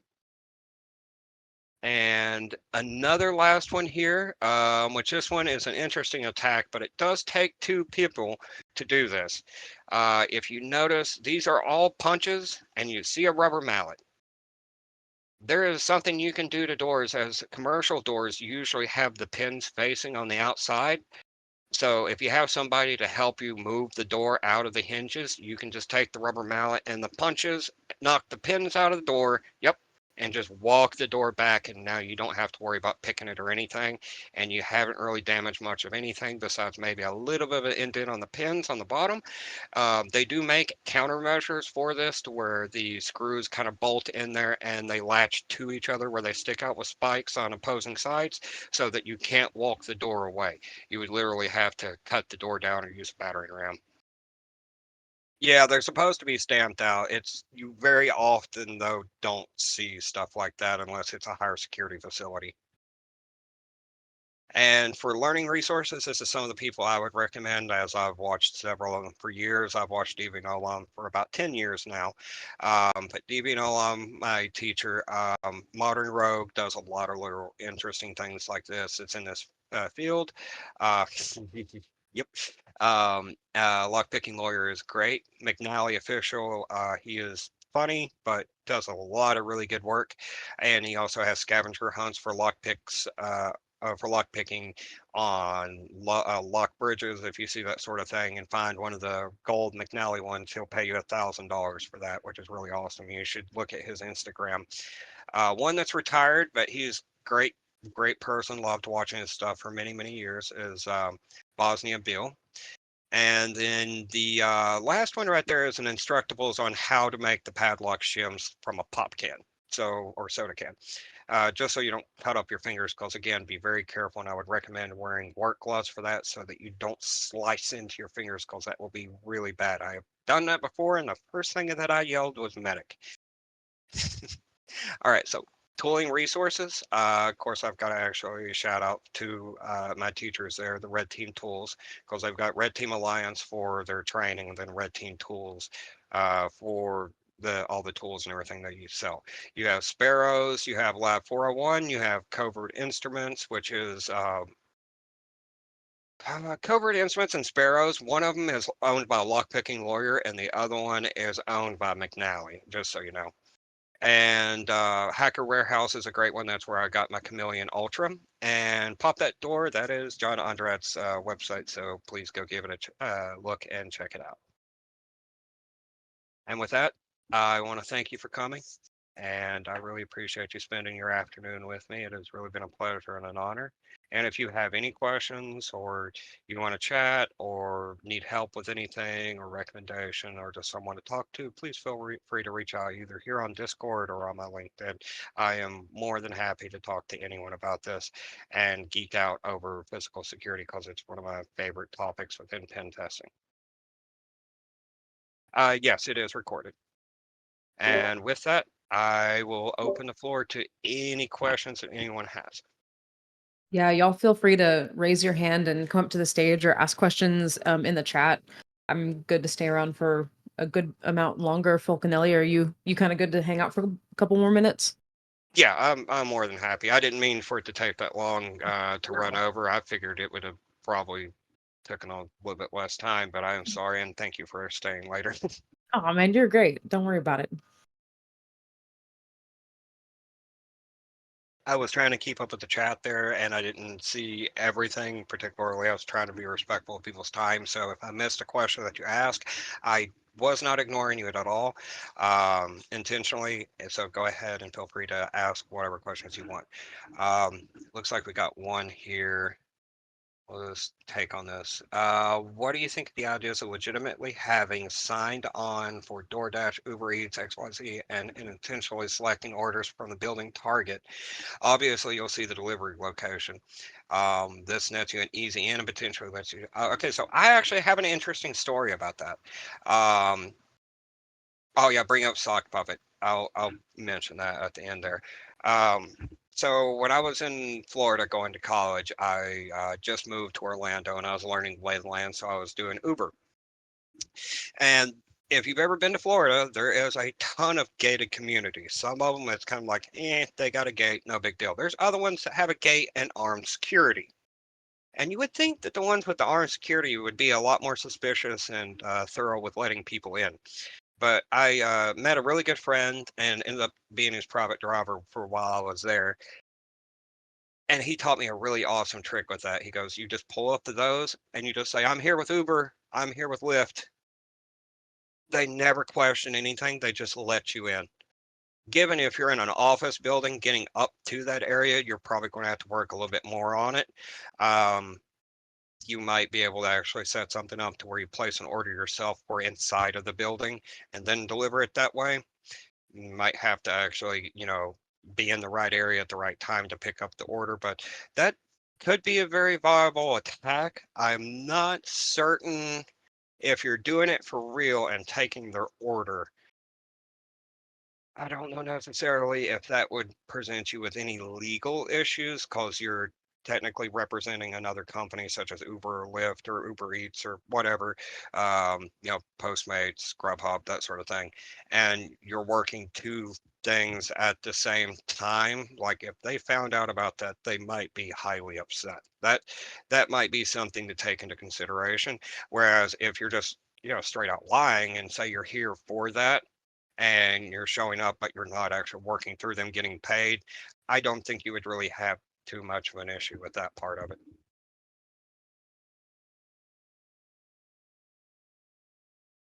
A lot of this is theoretical. What would you recommend for experience?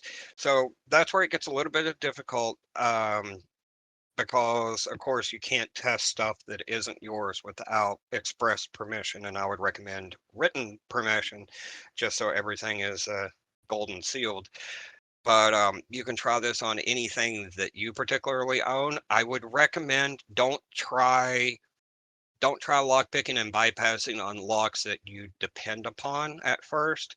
And ideally, you don't want to try lock picking on locks that you depend upon, because if that's the main entry to your house and say it seizes up, which it's not that likely, but it can happen. And the way you undo that is by putting some graphite or some sort of like spray lubricant into it and smacking it with a hammer or something hard to vibrate it loose. But you could end up breaking it and locking yourself out of your car, your house, anything like that.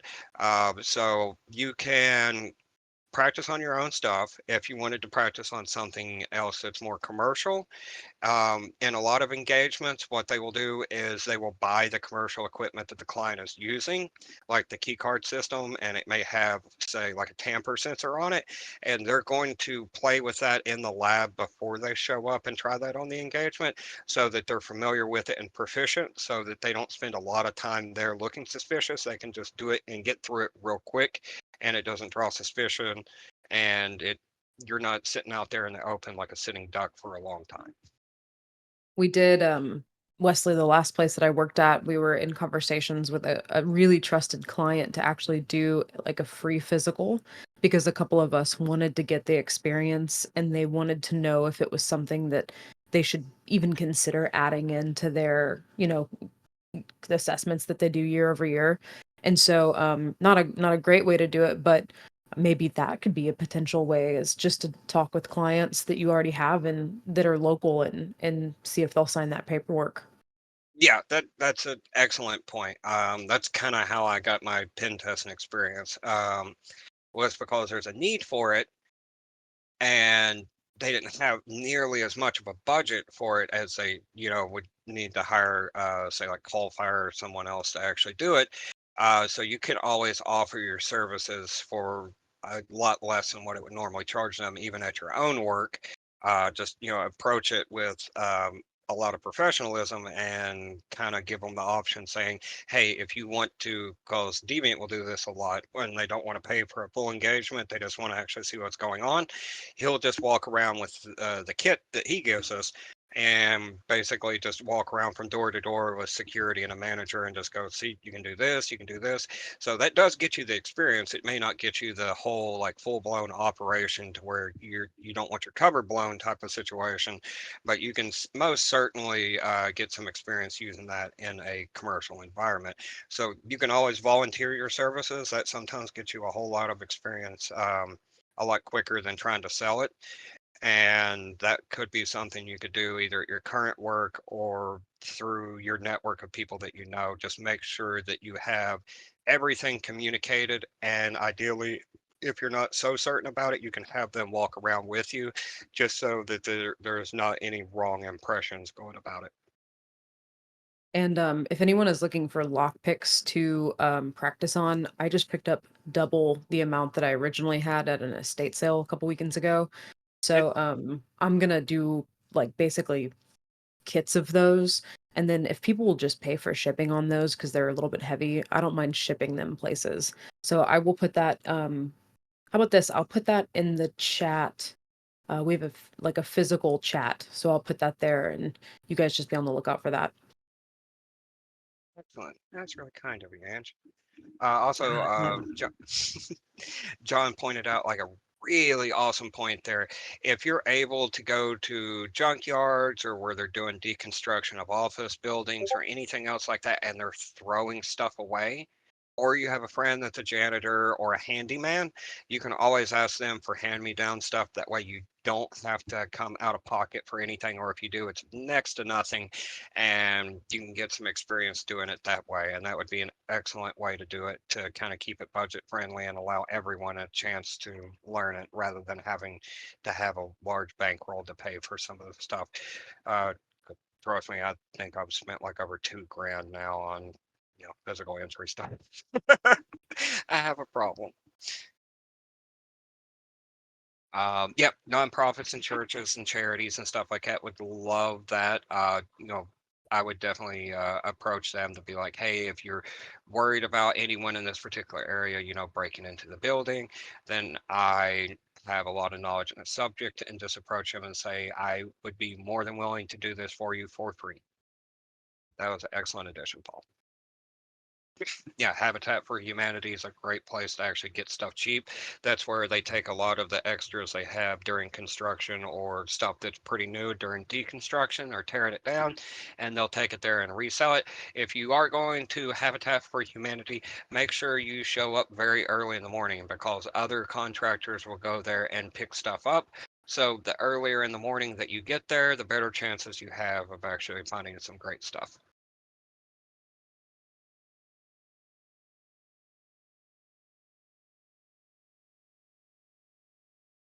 Let's see. Make sure I didn't miss any questions.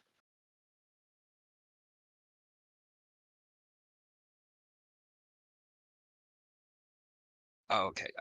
There was one that I missed. Is what percentage of this kind of work is for government versus private sector clients? That's an excellent question, because physical security assessments are usually fairly pricey, usually $10,000 plus, depending on how long it is, because it can be anywhere between 2 weeks to 6 months. Usually the ones you're seeing on 6 months, though, like my mentors do, like Devian Olam and Brian Black on my LinkedIn.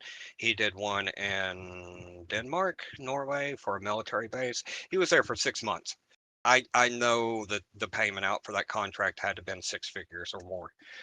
So there are some ones that aren't government DoD critical infrastructure, that's typically the ones that you're going to see because everyone else doesn't really have the money to afford someone to do that type of engagement. And there definitely is a gap there with small to medium businesses, charities, nonprofits, that sort of thing. So there is definitely a way to jump in there to get the experience, and then you can kind of pivot and escalate up to, say, DoD contractors or critical infrastructure or government buildings, that sort of thing, by applying to places that typically get those sort of contracts. I know there's a bunch of companies out there that do it, but the ones that my friends work at, my mentors work at, is Coal Fire, and they regularly do physical engagements where they show up on site and they're planning a whole operation to break into the building and see what they can get to. Um, and I think there's if you've ever watched Darknet Diaries, they've actually had the people from Coal Fire actually talk about their instance where they got caught at the courthouse. So that is a really awesome one to listen to, and why you should keep your get out of jail free card, or your rules of engagement with everybody's signature and information on it in your back pocket, just in case of that instance where law enforcement does interact with you.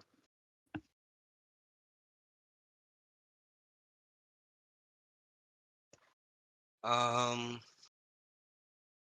hit the run stuff. Infrastructure physical testing is partially having to have puts card and scanning in.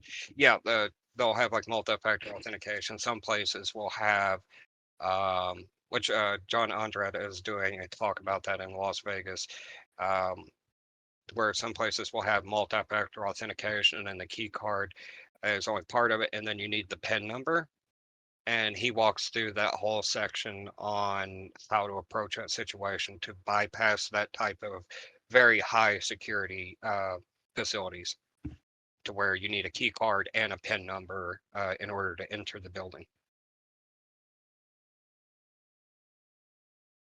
Oh yeah, it'll go wild quick. And this is why I have some cop friends with their card with their phone numbers and card, or their card with their phone numbers on it, just in case I am doing some sort of testing and a cop stops me. Not only do I have the written permission, I also have, my testimony by a law enforcement officer saying, no, he does this for a living. Here's my badge number, everything else to be like, he's not lying. So being friends with at least one cop would be advisable.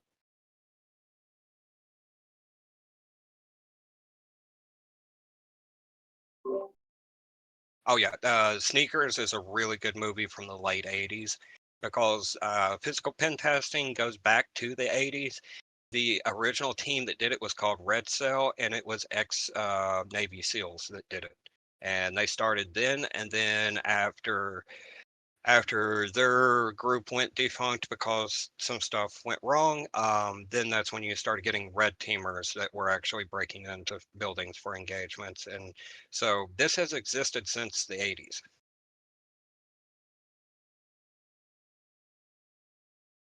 It was just typically government facilities that they did this with because they're worried about an APT breaking into the building.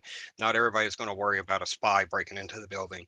The government does have to worry about spies breaking into buildings, like critical infrastructure, any sort of those DEFCON 1 critical situations. That's all hands on deck, wake everyone up type of phone calls. Yeah, it makes ICS a lot more sexy, doesn't it? When you know that there's a lot of physical pen testing in the ICS world. Yeah, that one's going to be fun. Here shortly, I'm going to approach the major and the chief of police for the town that I live in to see if they'll let me actually do that. Because where I live in the Tennessee area, there's a lot of dams and stuff like that that's electro generated, and that counts as critical infrastructure. So I might be able to talk them into letting me actually test that area, water treatment facilities, and the like, and see what all can actually be done. And that one will probably be like a low charge, just doing it, for the safety and goodness of everyone in the town that I grew up in.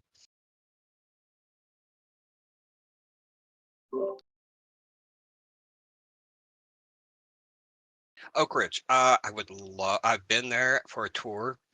I've applied to one of their jobs that they had there for a security analyst, but I have not worked with them or at that place. But I would love to actually go to Oak Ridge National Laboratory and work there.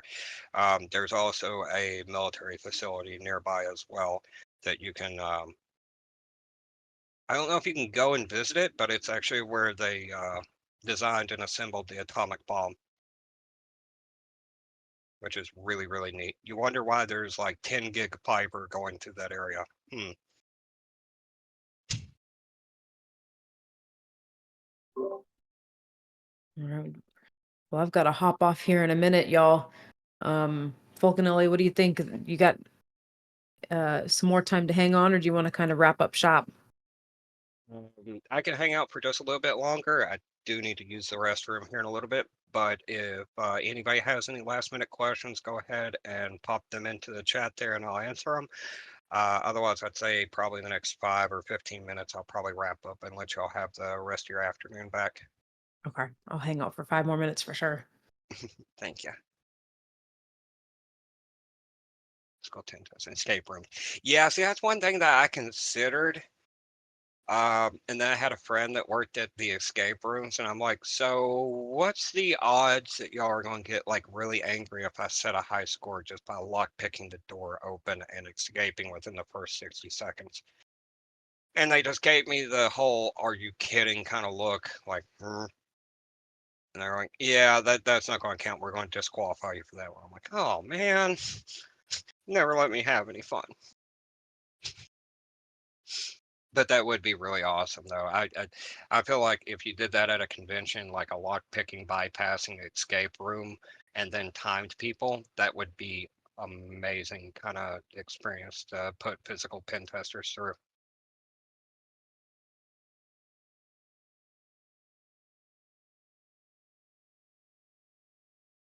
Speaking of which, the cops are calling me. As my buddy, I'll call him here in just a second.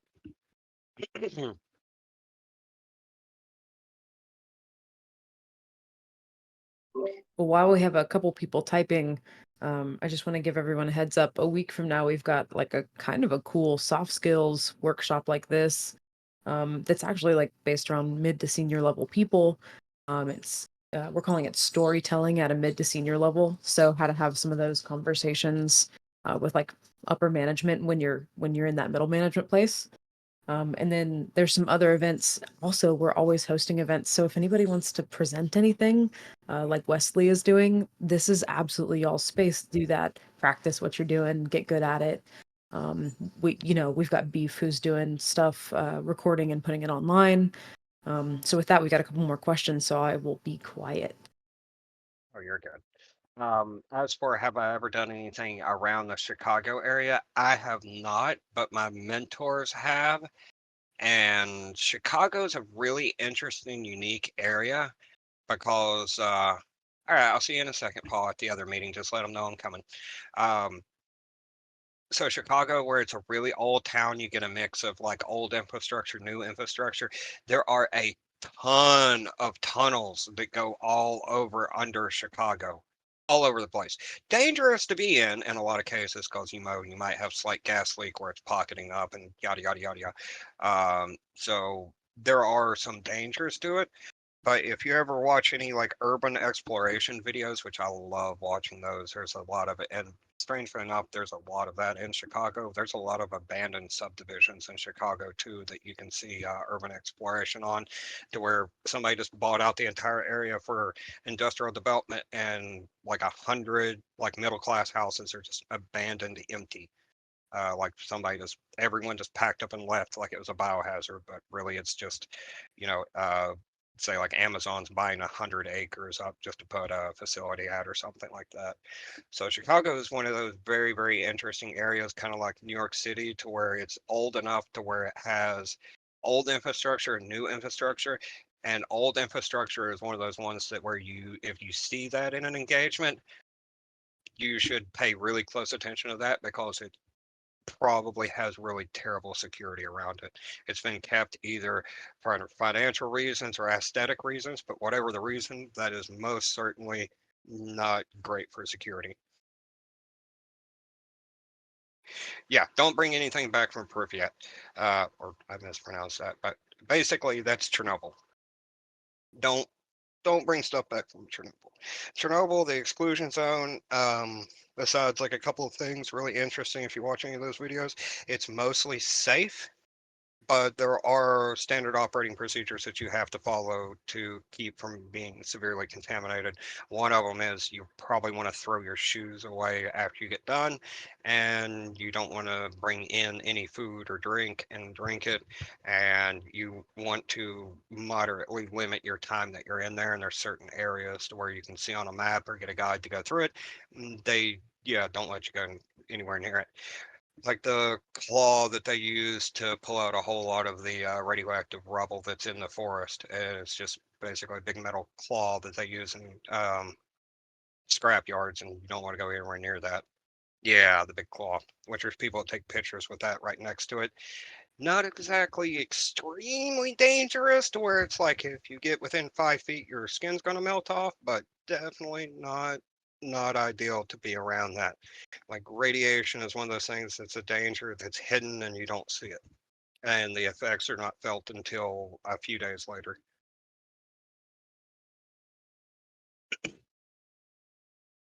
I mean, that's nice of them to spray paint it pink like it's a warning thing, but I definitely wouldn't even actually stay there and paint that even with a lead outfit. You're not going to get me anywhere near radioactive stuff. Oh, yeah, there is that part of it as well. The conflict in the area. But definitely a really awesome career field. I would recommend everyone study on this one just because it might help you improve the security of your home or your business. If you have any friends that do have a business as well, you can just basically show them some of the stuff and talk about it. And usually most people's minds that I've seen, like my cop buddies and everything like that, has went, can you check my home to make sure I didn't miss anything? Because everybody's mind goes to that when you start showing them this type of stuff. They start to worry a little bit. So, you might get a free meal out of it if you just go over to their house and look at their doors and windows and such like that, just to make sure there isn't something that needs to be addressed so somebody doesn't, break in and cause any harm or take any property.